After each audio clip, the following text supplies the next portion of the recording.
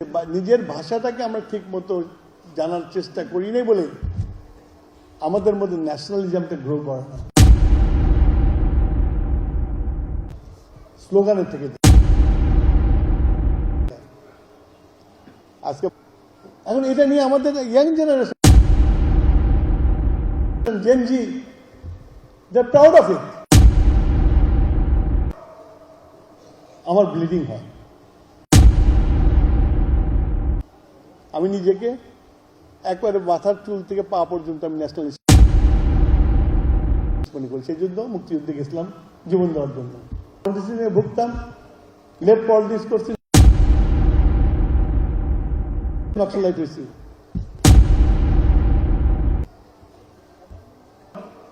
নতুন ওয়ার্ড পাচ্ছি আমি। It is the failure of the teacher. আরেকটা হচ্ছিল যে এই ধরনের ঘটনা ঘটে যখন কোনো দেশে একটা ফ্যাসিজম চলে, ডিক্টেটরশিপ চলে, তখন একটা ভ্যাকুয়াম সৃষ্টি হয়। যখন পলিটিক্যাল স্পেস না দেওয়া হয়, যেমন আমরা বিএনপি ছিলাম, ওই ডিক্টেটর যদি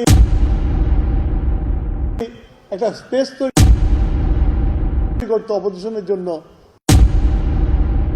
তাহলে কিন্তু আজকে এই দেশে অবঘটে হতো না। স্পেস তৈরি করতে দেয় নাই বিএনপি অদন রান। আর যারা নাকি উগ্রপন্থী, এক্সট্রিম রাইট,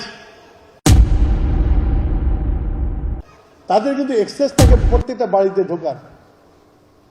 তার ঢুকেছে, খেয়েছে, এবং তার রেজাল্ট হল এবারকার ইলেকশনে দেখলাম বেশি শিক্ষিত মা বোনের মধ্যে ওয়ার্ক করেছে। They believe in it. ভোটের প্যাটার্ন এরকম হওয়ার কথা, সারা দেশে ভোটের প্যাটার্ন এরকম হওয়ার কথা না। আমি এখন এই ভাষা দিবসে শুধু যে প্রোগ্রাম করলাম, কালচারাল প্রোগ্রাম করলাম, এটা করলে কিন্তু হবে না। আমরা কিন্তু রিয়াল থ্রেটের মধ্যে আছি। মেবি আমার জন্য I am in my fag end of life, কিন্তু তোমরা যারা এখানে ইয়াং আছো, তোমরা যারা আছো, তাদের কিন্তু ভাবতে হবে, নাহলে কিন্তু আস্তে আস্তে এক্সট্রিম রাইটে চলে যাবে।